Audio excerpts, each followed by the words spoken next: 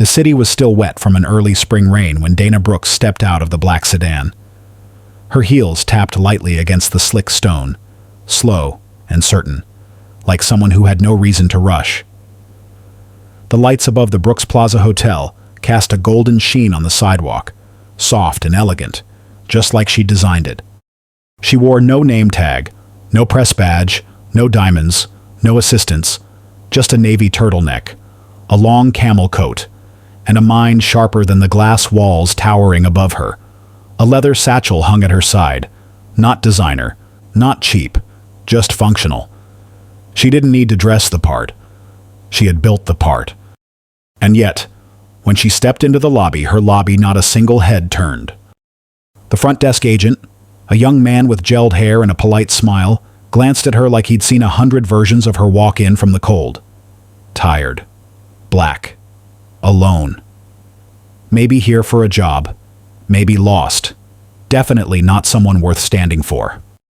Checking in, he asked, his voice automated like the playlist in the lobby. Dana smiled. Yes, under Brooks. Dana Brooks.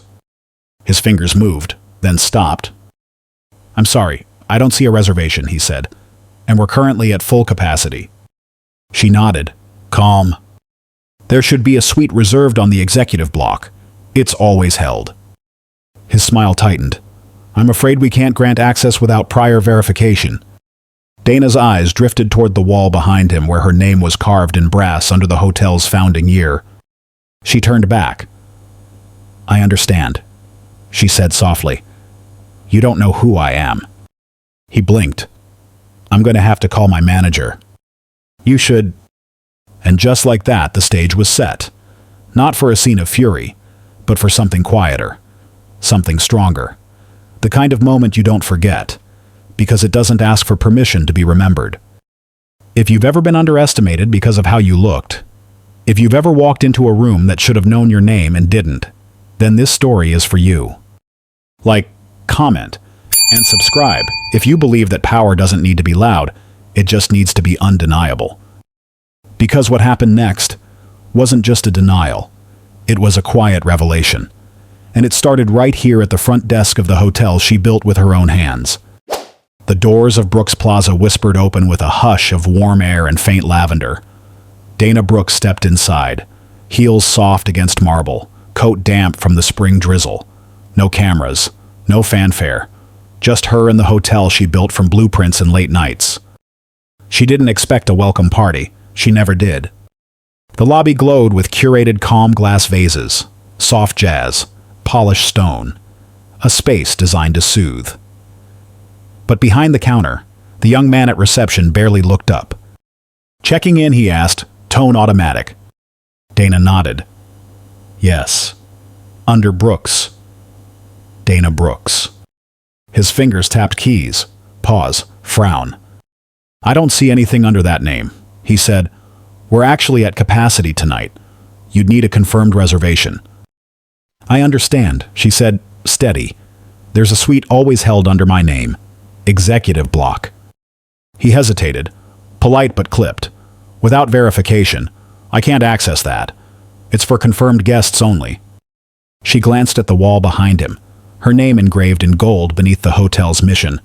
Luxury, equity, presence. Dana turned back. Calm. I am a guest, she said gently. And more than that, I own this hotel. That stopped him. A flicker of doubt danced behind his eyes, followed by something else, disbelief wrapped in professionalism. I'll have to speak to my manager, he said, voice tight. You should. She didn't move. She didn't explain. She had learned, years ago, that power didn't need to raise its voice. It only needed to hold its ground long enough for the truth to catch up. As the young man picked up the phone, Dana folded her hands. No frustration, no defense, just presence and patience. Because this wasn't about a room, it never was. The assistant manager arrived 5 minutes later, hair still damp from the drizzle outside. Clipboard hugged to his chest like armor. His name tag read, L. Harris, mid-30s, clean lines, cautious eyes. Jake straightened up behind the desk, visibly relieved. "She says she has a suite in the executive block," Jake said quickly. "But there's nothing in the system."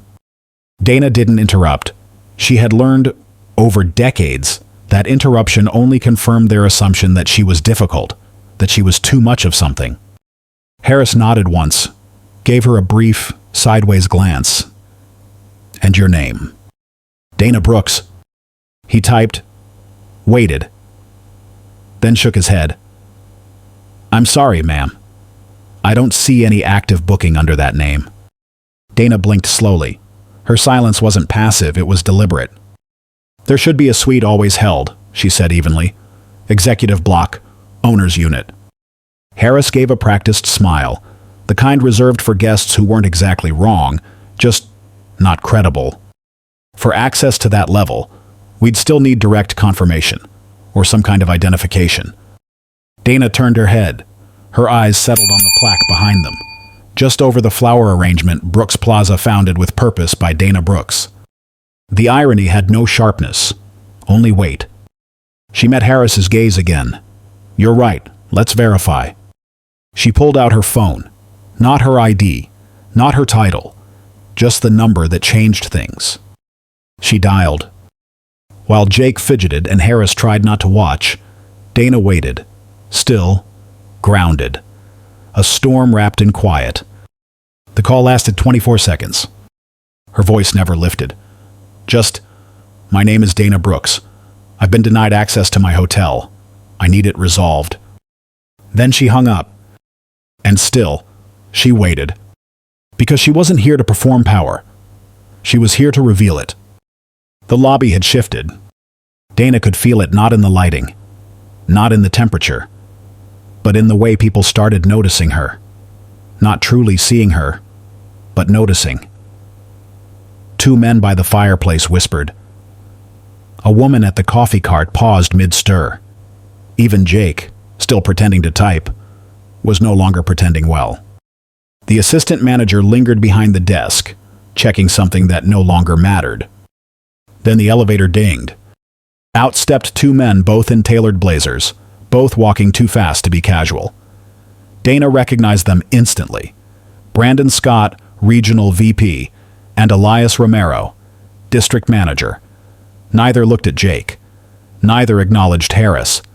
Their eyes went straight to her. "Ms. Brooks," Brandon said, breath short, voice tight with urgency. "We are so sorry. I just got the call." Elias followed close behind. "We're correcting this immediately." Jake froze. Harris stepped back. Dana said nothing. She simply nodded once, as if this was the part of the script she'd already read, because she had. Brandon turned to Harris. "Suite 1801 is being prepped now. She's to be checked in immediately. Standard arrangement, full executive access, and someone is riding up with her." Elias was already tapping on a tablet. "We've alerted the house team. Your usual setup is being prepared now. Fruit tray, espresso, everything." Dana gave the smallest smile, the kind that didn't rise to her eyes. "I appreciate it," she said, then turned not to Brandon, not to Elias, but to Jake and Harris. Neither met her gaze. She didn't scold, she didn't explain, she didn't need to.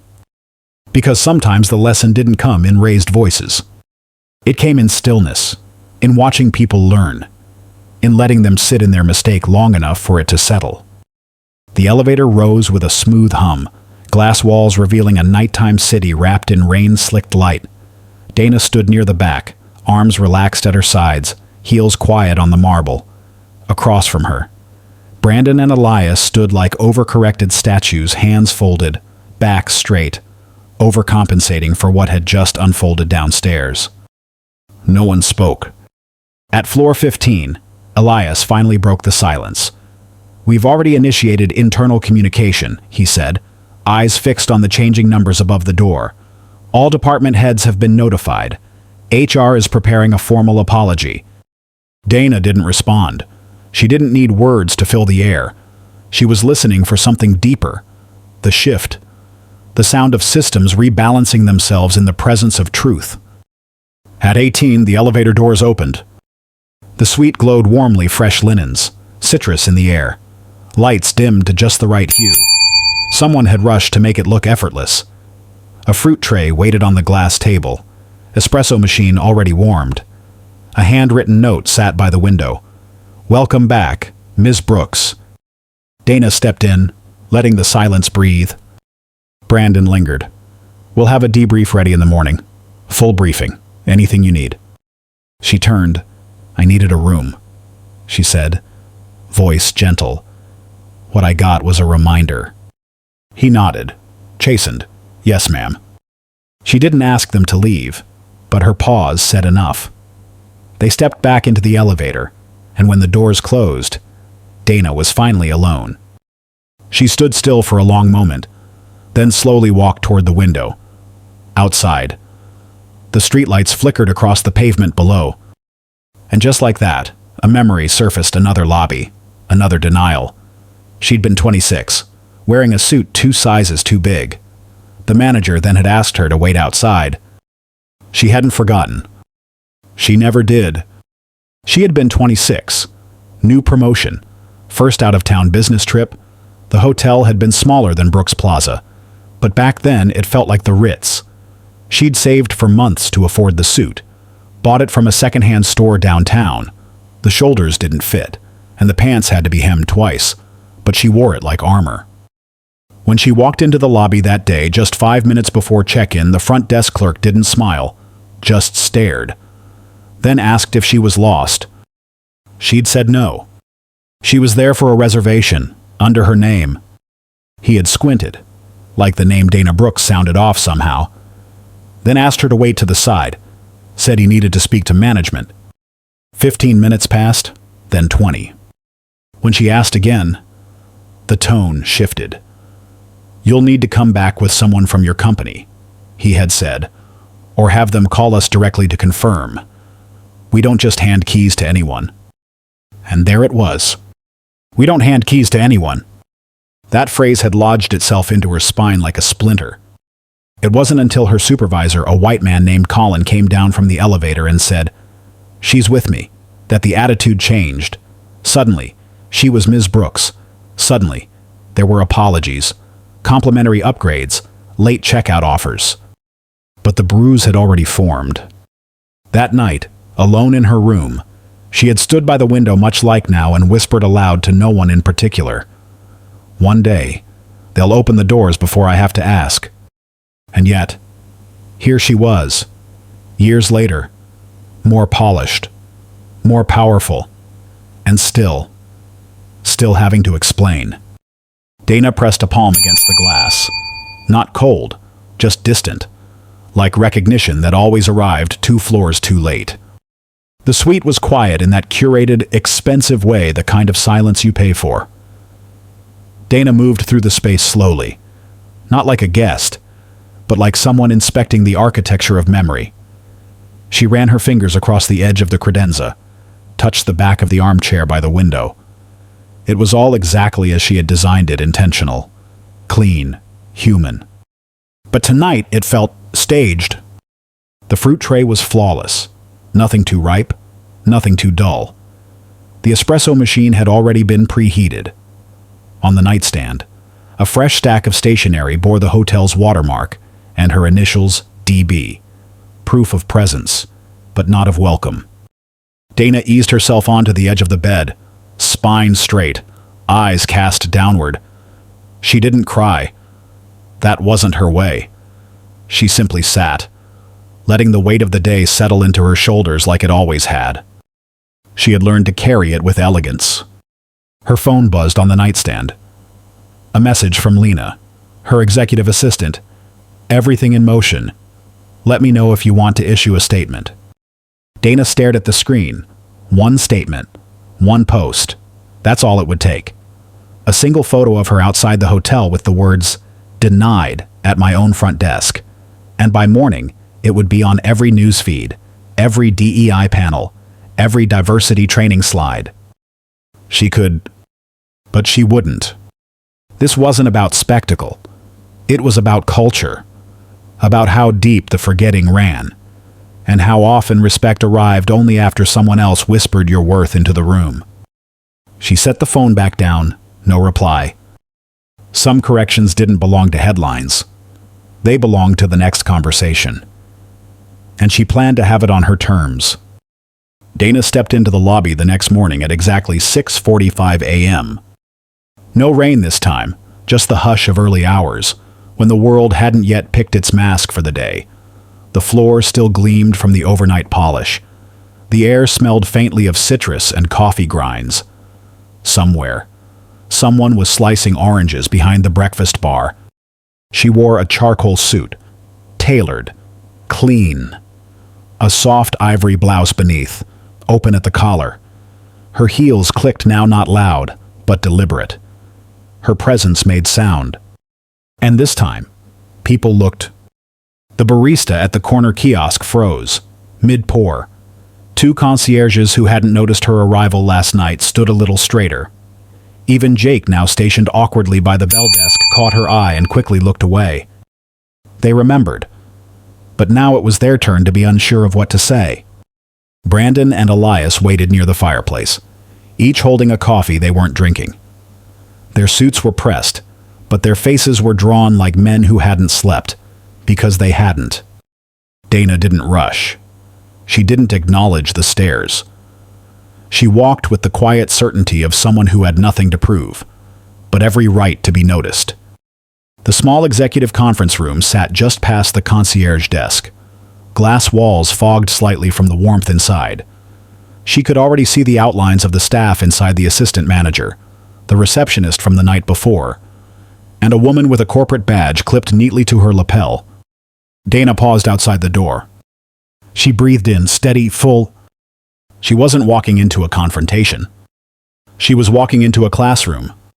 And this morning, the lesson would be taught not with anger, but with clarity. The room hushed the moment she stepped inside. Dana didn't sit. She placed her leather folio on the glass table with care, then folded her hands, letting the silence settle, letting them squirm a little, not out of spite, but out of recognition. People remember more when they feel the weight of a room before words fill it. The assistant manager Harris sat rigid, palms on his knees. The receptionist, now clearly identified by her name tag as Emily, was pale, eyes wide, a napkin clenched in her lap. The third woman introduced herself quickly as Janine, from HR Compliance. She didn't smile. Brandon began to speak, defaulting to corporate rhythm. Ms. Brooks, again, we want to express our deepest. Dana held up one hand, not harshly, just enough. I'm not here for a performance, she said quietly. Then she turned to Emily. Tell me what happened last night, from your perspective. Emily blinked, then glanced at Harris. He gave nothing. She looked back at Dana, her voice a fragile thread. I didn't recognize you. I thought maybe you were lost or waiting for someone, and I didn't see a reservation, so I... Dana waited. So you assumed I didn't belong. Emily looked down. I'm sorry. I didn't mean. Dana's voice remained calm. Did I raise my voice? No, ma'am. Was I rude? No. Did I threaten you? Emily's voice was almost a whisper. No. Dana paused, then turned slightly toward Harris. And you? Harris cleared his throat. I made a judgment, based on protocol. But yes, I didn't recognize you either. Dana nodded slowly. She wasn't looking for confessions. She was searching for awareness. Then maybe the real question, she said, her voice low but steady, isn't whether I had a room, but why neither of you believed someone like me could own this place. No one answered. The question hovered in the room, too large to dodge, too personal to dilute. Dana let the silence breathe. She wasn't afraid of it. Silence had always been her sharpest language. Emily looked like she might cry, but Dana didn't offer comfort. Not yet. Not until the discomfort did its work. I built this brand, Dana said finally, voice low and even. From scratch. From credit denials and bank meetings where they didn't offer me coffee. From nights I worked double shifts and sewed the first monogrammed pillowcases myself. She paced once, slowly, her heels soft against the carpet. I didn't design Brooks Plaza to be fancy. I designed it to be human. A place where no one walks in and gets told without being told that they don't belong. She turned to Janine. "What's your plan for remediation?" Janine straightened in her seat. "We've drafted a corrective protocol. Emily will be removed from front desk rotation until she completes our inclusivity and implicit bias retraining. Mr. Harris will be placed under review pending further interviews." Dana nodded once. "Good. But training won't fix culture if the culture is just memorizing new words." She looked at Emily again. Her tone softened, just slightly. "This isn't about your mistake. It's about what you've inherited. The picture you had in your mind of who could own a place like this, that didn't start with you. But it can stop with you." Emily nodded, visibly trembling. Dana exhaled slowly, not in triumph, in release. "You don't need to be perfect," she said. "You need to be aware." Then she turned, collected her folio, and walked toward the door. She paused with one hand on the handle. "The next guest who doesn't look like the owner," she said quietly, "assume they are, and treat them accordingly." The staff lounge was tucked behind the service corridor, just past the coffee bar. Small, windowless, with humming vents and a fridge that buzzed louder than it cooled. Dana found her way there by memory, not of this hotel, but of everyone she'd ever worked in. Emily was sitting alone at a corner table, picking apart a blueberry muffin. Her phone was face down. A plastic water cup sat beside her, untouched. When she saw Dana, she jolted upright, nearly knocking over the chair behind her. Dana held up a hand. "Relax," she said gently. "I just want to talk." Emily blinked, nodded quickly. "Yes, ma'am." "Drop the ma'am," Dana replied. "This isn't a hearing." Dana pulled out the chair opposite her and sat down slowly. The fridge clicked on louder, and the silence between them thickened with something unnamed. Not fear, not anger. Something more human than either. After a beat, Dana spoke. "Have you ever worked in a place where you felt small?" Emily hesitated, then looked up.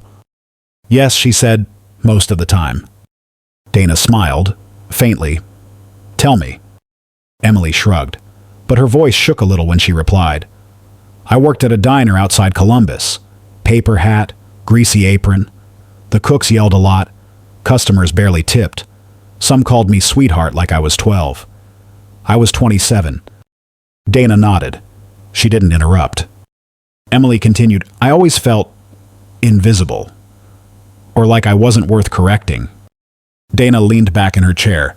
"So, you know what it feels like to be overlooked?" Emily met her eyes for the first time. "Yes." Dana paused, then asked, "So help me understand." Emily tilted her head. Dana's voice was quiet. "How did you look me in the eye last night and decide I didn't belong?" Emily didn't answer right away. Her fingers tore gently at the edge of the muffin wrapper, as if the answer might be buried there. Then she whispered, "I didn't mean to. I didn't think." Dana raised an eyebrow, not accusing, just waiting. Emily sighed. "When you walked in, I thought maybe you were lost. Or maybe meeting someone. You didn't look like she stopped herself." Dana's voice remained calm. "Didn't look like what?" Emily flushed.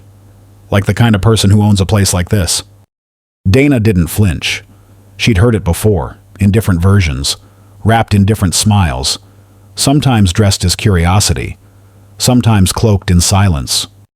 "And what does that kind of person look like?" she asked, gently but clearly. Emily looked down. "I don't know. Just someone older, or whiter, or wearing something expensive. You had a duffel bag, not a briefcase, and your coat wasn't." She trailed off again. Dana nodded slowly. "You're not the first to have that picture in your head. But here's the problem. Emily."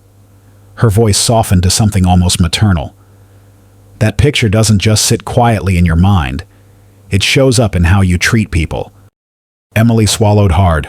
I'm sorry. I really am. I know it's not enough. But I am. Dana looked at her for a long moment. It's a start, she said. Emily's eyes glistened, not from guilt alone, but from the slow, heavy dawning of realization she had become exactly what she once resented, the kind of person who made someone feel unseen. Dana leaned forward. I'm not here to make you feel small. I'm here because I needed you to see me. A beat? Not as your boss, not as a headline, but as a person who's lived what you've lived, and still had to prove herself in her own house. Emily blinked slowly, her breath shallow. You really started as staff. Dana nodded. Receptionist, night shift, St. Paul. Emily looked stunned, like the idea of Dana behind a desk, answering phones, didn't compute. My first boss told me I sounded too educated to be taking calls. Moved me to night audit. Said I might intimidate day guests. Emily gave a small, breathy laugh, the kind that slips out when something is painfully familiar. Dana smiled too, but there was no amusement behind it. Only memory. I had shoes that pinched and a blazer from Goodwill, and still, people called me honey, sweetheart, sugar, like I was decoration, like I wasn't holding the entire building together from 10 p.m. to 6 a.m. Emily looked down again. That must have been exhausting. Dana finished, but not just from the work, from the explaining, from the way you start questioning yourself, wondering if maybe you really don't belong after all. She paused, and then one day, you decide either I live inside their expectation or I build my own door. Emily whispered, and you did. Dana nodded slowly. I did. But it didn't mean I stopped having to prove it. She sat back, eyes never leaving Emily. I'm not telling you this for sympathy. I'm telling you because you need to know where people come from, what they carry when they walk through that door. Not just their luggage, their story. Emily swallowed. I never thought about it like that. That's the problem, Dana said softly. Most people don't. She stood, smoothing her jacket. I don't expect you to be perfect, Emily. I expect you to be aware. Emily nodded, voice low. I'll do better. Dana gave a single nod in return. Good, she said, and then this wasn't wasted. She turned and walked out, leaving behind silence and something deeper. Accountability.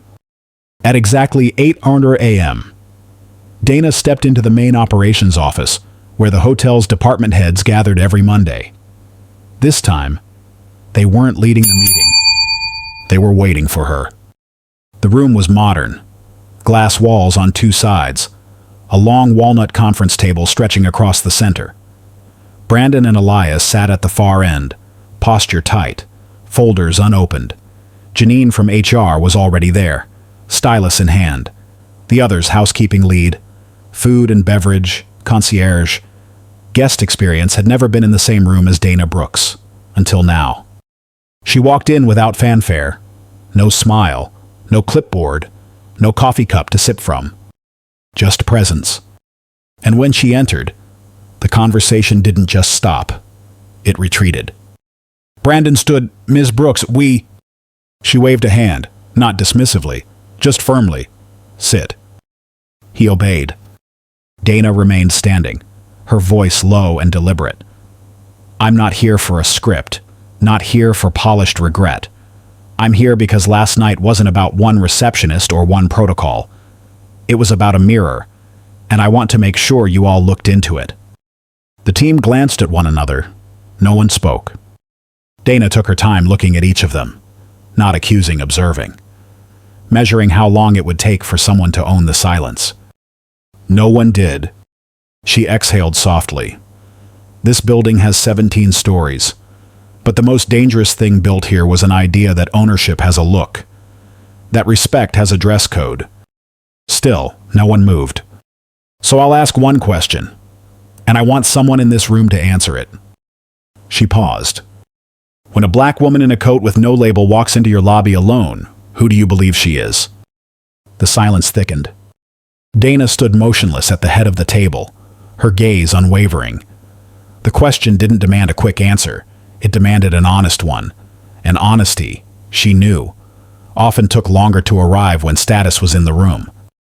Finally, it was Elias, the district manager, who shifted forward. I think most people see what they're used to seeing, he offered carefully. A guest. Maybe not someone important. Dana raised an eyebrow. Not someone important. Elias hesitated. I don't mean. But you do, she said, not unkindly. You mean the assumption is ordinary, possibly underqualified, certainly not the CEO. Brandon cleared his throat, as if trying to catch the conversation before it turned. Dana turned to him. What about you, Brandon? What would you have seen last night if you hadn't received the call first? Brandon opened his mouth, closed it, looked down. Dana didn't smile. She didn't need to. She looked to the others now, the woman from housekeeping, the food manager, the concierge lead. Bias doesn't always look like hostility, she said. Most times, it looks like hesitation, a pause before a greeting, a smaller smile, less eye contact, a clipboard held a little tighter. And that pause. We notice. Her voice dropped just slightly. I notice. She stepped around the table now, walking slowly. And if I notice it as the owner, imagine what others feel. People who walk in here every day hoping this space sees them. She stopped near the concierge lead, a young man named Marcus, black, probably mid-20s. His shoulders straightened when she stood beside him. Dana turned back to the room. I'm not angry, she said, but I am watching, and I expect more than good intentions. I expect accountability without being asked twice. Janine from HR adjusted her tablet, fingers twitching nervously across the screen. We've already drafted a property-wide communication, she said. We're mandating recertification for all front-facing staff, inclusive guest protocol, bias recognition, language training. Dana nodded once, but her expression didn't soften. That's a beginning, she said, but I'm not here to check boxes. Brandon leaned forward, eager. We can roll it out by end of week. I'll personally oversee implementation. Dana glanced at him. Implementation means nothing if people don't believe in why it matters. She turned to the group. Tell me something. How many of you know the name of the janitor who works the third shift? Silence. She let it stretch. That's the culture I'm talking about. The unseen. The people who don't get a good morning or a thank you until they're gone and something breaks. Marcus, the young concierge lead, cleared his throat. Her name's Denise. She brings her own coffee, likes it with hazelnut creamer. Dana turned toward him, eyes thoughtful. Exactly. He sat up a little straighter. Dana returned to the head of the table. I'm not here to fire anyone. I'm not here to shame you into decency. But I will no longer allow my name to be attached to a place where courtesy is selective. Her voice dropped, but her presence filled every inch of the room. Respect isn't seasonal. It's not earned through status. It's how we treat people when we think no one's watching. Brandon and Elias both nodded slowly. Janine was already making notes. Dana gathered her folio, clicked it shut. One more thing, she said. Starting next quarter, I'll be visiting properties unannounced. Not as the owner, just as a guest. She turned for the door. And I'll be paying attention to how invisibility feels. Back in her suite, Dana stood barefoot on the balcony, a mug of dark roast in hand, watching the city wake. Car lights blinked below, steam curled from rooftops. Somewhere, a child laughed faint and far, but clear enough to remind her why she built spaces like this not for profit, but for pause, for belonging. Her phone buzzed. A message from Lena. Board meeting agenda finalized. Press inquiry came in from local news declining unless you say otherwise. Dana didn't reply right away. She turned, leaned her elbows on the railing. The wind brushed gently through her locks, pulled back into a low twist, still damp from the morning shower. She wasn't here for damage control. She was here for damage prevention. Because what happened last night wasn't an isolated mistake. It was the result of 1,000 tiny choices unspoken, unchallenged, layered into a system until exclusion became habit. She took a slow sip from the mug, hazelnut, just the way she liked it. Her mind drifted to Milwaukee, to Columbus, to nights where her badge said manager, but guests handed their complaints to someone else. To days when her voice was questioned until it came from a man's mouth. And still, she rose. Not with rage, but with resolve. She went back inside, opened her laptop, and began typing a company-wide memo herself. Not through legal, not through PR, in her own voice. Respect is not a transaction. It's a condition of culture, and culture lives in the moments you think don't matter. She paused, deleted the period, added one more line. If you can't recognize leadership when it's dressed in humility, you're not ready to serve anyone. She hit save. The message wasn't just policy. It was a pulse. Downstairs, the lobby had returned to its usual rhythm, at least on the surface. Rolling suitcases glided over marble. The espresso machine hissed behind the cafe counter.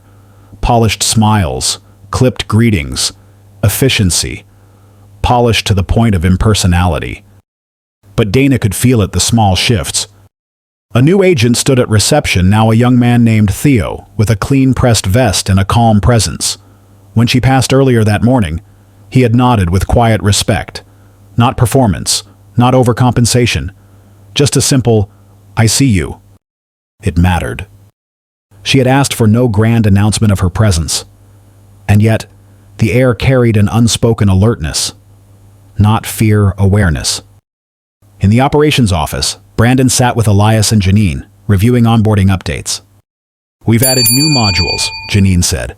"Stories from real guests, no more stock photos, no more scripted greetings." Dana walked in without knocking. She didn't need to. Elias stood, caught mid-sentence. "Ms. Brooks, I just want to check progress," she said. "I don't need an update. I want to feel the change." She scanned the new draft on Janine's tablet. Real quotes from past guests. Anonymous but honest. "I knew I didn't belong the moment no one offered eye contact. They smiled when I checked in, but laughed when I turned my back." Dana nodded slowly. "Keep them." Brandon hesitated.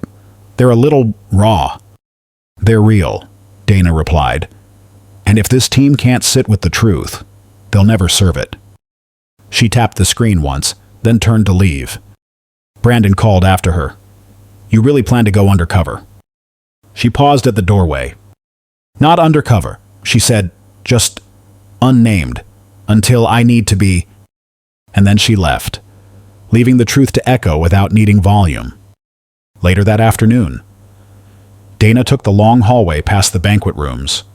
Not out of curiosity, she knew every inch of this place, but to remind herself of what it felt like to walk the edges, the corners where power rarely passed. She paused by a linen closet. The door was cracked open.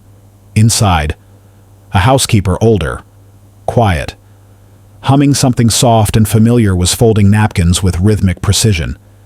She didn't see Dana at first. She was focused, steady. Dana knocked gently on the doorframe. The woman looked up, startled, then straightened. "Oh, I'm sorry. I didn't know anyone was." "You're fine," Dana said, smiling. "What's your name?" The woman hesitated. "Naomi. I work evenings." Dana stepped in. "Do you like it here?" Naomi blinked, then gave a tired smile. "I like the work. I don't like being invisible." Dana nodded. "Me either." They stood in silence for a moment, not awkward, not heavy, just true. "You do good work," Dana said, gesturing to the napkins. "I notice." Naomi's eyes warmed. "Thank you. Most don't." Dana didn't linger. She left Naomi to her rhythm, but she tucked the moment away like a pressed flower. Small, quiet, meaningful. Back in her suite, she scribbled a note on hotel stationery. Her handwriting was neat but unpolished. She liked it that way. Real things should look lived in. She wrote, "Naomi, you're not invisible. I saw you. B." She left the note with the front desk and gave clear instructions. Deliver it with tomorrow's paycheck, with a fresh bouquet, wildflowers only. Then she turned back toward the elevator. Some lessons didn't belong in conference rooms. They lived in hallways, in linen closets, in folded napkins, and in the quiet dignity of those who showed up without needing applause. The next morning, Dana wore jeans and a soft navy hoodie. No blazer, no heels, no makeup. Her hair was pulled into a low, clean bun. She looked less like a CEO, more like someone waiting for a lift outside a dentist's office. And that was intentional. She moved through the lobby slowly, observing, not inspecting, just witnessing. A woman holding a crying toddler struggled with her luggage. A bellhop offered help before she had to ask. Good. Progress. At the cafe, the barista smiled. "Morning, miss. Would you like your usual?" Dana paused, a little surprised. "You remember." He grinned. "Hazelnut, no foam. You ordered it 3 mornings in a row." She nodded, warm inside, though her expression stayed even. "Thank you." She took her coffee and sat in the farthest corner of the lounge where the lighting dimmed and the chairs weren't as plush. The forgotten corner. She watched the desk, watched how people were greeted, watched who received full smiles and who got the half-hearted, polite nod. Then Jake entered the lobby. Not in his uniform. In street clothes, head low, a clipboard in one hand, likely on his way to training. He looked smaller now, without the armor of the front desk between him and the world. Dana waited. Let him pass. But he noticed her. Their eyes met. He froze for a second, then nodded, not sheepishly, not performative, just real. She nodded back. One beat, nothing more. It wasn't forgiveness. That would come later, or maybe not at all. But it was recognition. And recognition, she'd learned, was often the first crack in the wall. Dana sipped her coffee. Today, she wasn't checking systems. She was checking shifts, in posture, in tone, in instinct. Because real change doesn't march in with banners. It slips in quietly, wearing a hoodie. Dana waited until the lunch rush had passed. No guests loitered in the lobby anymore, and the buzz of check-ins had faded into a lull. It was the hour where hotel workers caught their breath the in-between. She preferred this time. People were more themselves when they weren't being watched.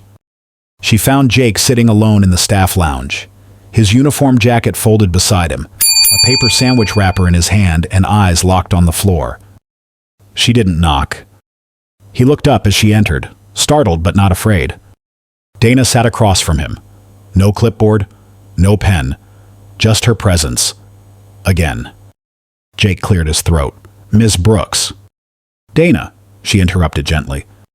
He nodded. "Dana." They sat in silence for a beat. Then he said it, not rehearsed, not polished. "I judged you the second you walked in." Dana didn't nod, didn't rush to make him comfortable. Jake continued, voice rough around the edges. "It wasn't about race in my head. At least, that's what I told myself. But maybe it always was. Just quieter. Easier to excuse." She let that land. "You thought I didn't fit," Dana said. Jake nodded. "And I realize now, it's because I've never been taught to imagine someone like you in power. Every boss I've had looked the same, talked the same. And when you didn't, I defaulted." Dana leaned forward, elbows on the table. "You ever been mistaken for less than you are?" Jake swallowed. "Yeah." "Then you know what it does to someone." He nodded, slowly. Dana didn't lecture, didn't soften it. "You have to unlearn it," she said plainly, "every day. Because the next person who walks through that door in sneakers and silence might be someone who signs your paycheck, or your mother, or you in a different story." Jake looked down at his hands. They weren't shaking, but they weren't still either. He rubbed his thumb across the edge of his palm, a nervous tick. Maybe. Or just a way to hold on to something that wasn't shame. I didn't think I had bias, he said, voice low. I always thought that word was for other people. Dana leaned back slightly. It's not. He glanced up. It's not a word that belongs to racists in documentaries, she said. It's a word that belongs to all of us, until we decide otherwise. The only difference is whether you protect your bias or question it. Jake nodded slowly. He looked young again. Not by age, but by awareness, like someone just beginning to see the edges of a world he'd walked through without noticing. I'm sorry, he said. Not just for the way I treated you, but for how many people I probably did the same to without knowing. Dana gave a small nod. Not forgiveness, exactly, but acknowledgement. You don't get points for regret, she said. You get points for what you do next. Jake nodded. I want to do better. Then start where it's hardest. He looked at her, confused. When the person doesn't look important, Dana said. When no one else is watching, that's when it counts. He took a deep breath. Dana stood. No handshakes, no ceremony. Just presence like always.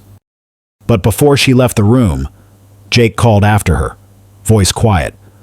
Why didn't you just pull rank? Show me your title. Dana paused at the door. Because if I had to prove I belonged, then I never really did, she said. And with that, she left him sitting there, not scolded, not broken, but thinking. And that was the point. The morning of her departure, the sky was the soft gray of Midwestern spring, unsure if it wanted to rain or begin again. Dana stood in the lobby with her coat folded over one arm, waiting for the car. No entourage, no rolling suitcase, just a slim leather carryall worn in all the right places. Staff moved differently now. Not stiff, just careful. The kind of careful that comes when people have seen something they can't unsee. Brandon approached, clipboard in hand, tie straighter than it had been all week. Your driver's outside. Would you like someone to walk your bag? No, Dana said gently. I've carried it this far. He nodded, said nothing more. Across the lobby, Marcus, the young concierge, gave a respectful nod. He didn't overdo it, just enough for her to feel seen, without being saluted. That's what she wanted. Not reverence, just recognition. Before she stepped out, she passed the front desk one last time. A different receptionist was on duty now, a woman in her 50s with sharp eyes and a warm smile. Dana stopped. Name, the woman asked cheerfully. Dana Brooks, she replied. The woman blinked, then smiled wider. Of course. I read your story. My daughter sent it to me. Dana raised an eyebrow. Already made it out of this lobby. Huh? The woman laughed, a quiet thing. Stories travel fast when they're true. Dana smiled. So do corrections. The receptionist leaned in. It's been different since that night. People are listening more, watching themselves. Thank you for staying long enough for the shift. Dana nodded once, no big speech, no dramatic exit. Because not every victory needs a spotlight. Some just need to echo in the right direction. And she was already walking toward the door. The town car pulled up quietly. The doorman, the same man from her first night, opened the door with practiced grace. But this time, he didn't look past her. He looked at her. Safe travels, Ms. Brooks, he said, with a warmth that wasn't rehearsed. Dana nodded. Thank you for seeing me. He didn't reply. He didn't have to. She slid into the back seat, the leather cool against her palms. As the car pulled away from the curb, she didn't look back. Not out of pride, but out of peace. She had left what needed to be left: discomfort, misunderstanding, and the quiet ache of having to justify her place in a building she built. Now she carried only clarity. Her phone buzzed. A message from Naomi, the housekeeper. A photo, a single wildflower, in a water glass by the linens. No words, just a heart. Dana smiled softly. She didn't reply right away. She just sat with it, the gesture, the echo, the reminder that real change is often made not by those in meetings, but by those in the margins. She pulled out the folded note from her coat pocket. Kayla. From another hotel, another year. It read, "Thank you for not walking past me." Funny how one act of dignity could plant a garden in someone else. Outside the window, buildings passed, tidy, ordinary, unaware that something had shifted in the air. Not a revolution, but a reckoning. And maybe that was enough. Because Dana Brooks didn't leave with a headline. She left with a message planted in the bones of that hotel: see people, even when it's inconvenient, especially when it's easy not to. And that was louder than any apology she could have forced. The airport was its usual blur: coffee cups, rolling bags, muffled announcements. Dana moved through it with the kind of grace that came from experience, not performance. She didn't rush. She didn't wait. She navigated like she always had. At security, the agent glanced at her ID, then did a double take. "Brooks?" he asked, as in Brooks Plaza. She gave a small smile. "Yes." He straightened slightly, cleared his throat. "Heard about what happened. My wife works front desk at a different chain. She said your story made it into their staff meeting." Dana raised an eyebrow. "Good." He handed her ID back. It was powerful. Quiet, but powerful. She nodded. That's the point. She walked away without turning back. At the gate, she sat by the window, phone tucked away, legs crossed at the ankle. She wasn't scrolling. She wasn't emailing. She was just breathing. And for the first time in a long while, she didn't feel like she had to brace herself. Across from her, a young black woman in a navy pantsuit was reading something on a tablet, posture straight, face calm, presence unmistakable. Dana watched her for a moment, then, without thinking, reached into her bag and pulled out a pen. She scribbled something on the corner of a notepad, folded it once, stood, walked over. "Excuse me," she said softly. "I just wanted to leave you this." The woman looked up, surprised. "Thank you." Dana didn't wait. She returned to her seat as the woman unfolded the note. It read, "You don't need to prove you belong. The door was always yours." A pause, a smile, a soft inhale. And somewhere between boarding zones and new beginnings, Dana Brooks finally exhaled, not in exhaustion, but in release. Because this time, she wasn't leaving unseen. If this story touched your heart, make sure to like, share, and subscribe. Every click helps us bring more powerful stories of empathy, justice, and silent strength to life. Your support is what fuels this journey. Let's keep standing together and rising higher, one story at a time. Stay safe and inspired.